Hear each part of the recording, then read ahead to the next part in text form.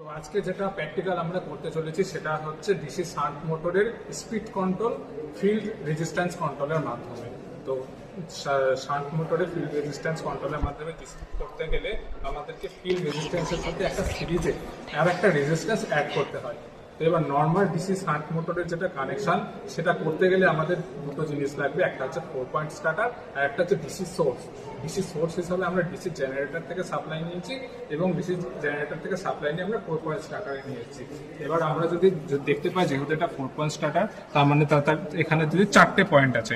এইবার যেটা supply generator থেকে আসছে সেটা আমরা এখানে 4 পয়েন্ট স্টার্টারের যেটা এল টার্মিনাল সেইখানে লাগানো হয়েছে। এইবার এখান থেকে দুটো আমরা টার্মিনাল দেখতে পাচ্ছি, যেটা হচ্ছে একটা আর্মেচার, একটা হচ্ছে ফিল্ড।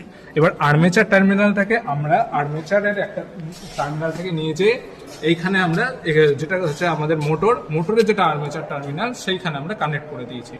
এবার এখানে একটা এফ টার্মিনাল আমরা দেখতে পাচ্ছি।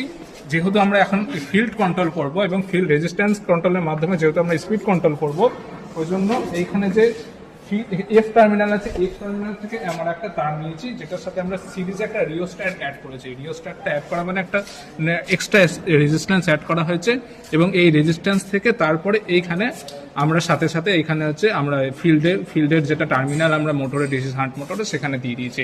এবার আমরা হচ্ছে যেটা জিনিস মেজার করব সেটা হচ্ছে ফিল্ড কারেন্ট মেজার করব, আর একটা জিনিস মেজার করব সেটা হচ্ছে আমরা লাইন কারেন্ট মেজার করব, মানে সাপ্লাই যেটা আসছে তার সেটা কতটা কারেন্টের ভ্যালু দিচ্ছে এবং ফিল্ড রেজিস্ট্যান্স হয়ে যতটা ভ্যালু যাচ্ছে কারেন্টের সেইটা মেজার করব। তো সেটা মেজার করার জন্য আমাদেরকে দুটো মাল্টিমিটার লাগবে। দুটো মাল্টিমিটারকে আমরা দেখাই যাচ্ছে যেখানে অ্যামিটারে সেট করা হয়েছে এবং অ্যামিটার সিরিজে ফিল্ডের সঙ্গে কানেকশন করা হয়েছে। মানে এখান থেকে ফিল্ডের জন্য একটা সাপ্লাই এসছে, সেটা আসছে রিওস্ট্যাটে গেছে, রিওস্ট্যাট থেকে আমরা অ্যামিটারে দিয়েছি, অ্যামিটার থেকে আমরা হচ্ছে ফিল্ডে দিয়ে দিয়েছি। তো এবার আমরা সাপ্লাই নিয়েছি।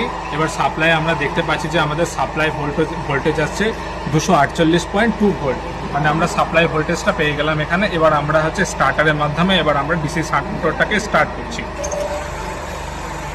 দেখাই যাচ্ছে যে ডিসি শান্ট মোটরটা এবার স্টার্ট হয়ে গেছে। স্টার্ট হওয়ার পরে যেটা আমাদের লাইন কারেন্ট সেটা হচ্ছে 1.419 এর মতো এবং আমাদের ভোল্টেজ আছে হচ্ছে সাপ্লাই ভোল্টেজ আছে 225.5। এবার এখানে দেখাই যাচ্ছে যে আমাদের এখন রিওস্ট্যাটে কোনো রকমের রেজিস্ট্যান্স দেওয়া নাই। এখন রেজিস্ট্যান্স মানে এক্সট্রা রেজিস্ট্যান্স কিছু দেওয়া নাই, রিওস্ট্যাটের ভ্যালু এখন 0 করে দেওয়া আছে। এই অবস্থায় যেটা ফিল্ডের কারেন্ট সেটা আমরা দেখতে পাচ্ছি 0.781। এবার আমরা ধীরে ধীরে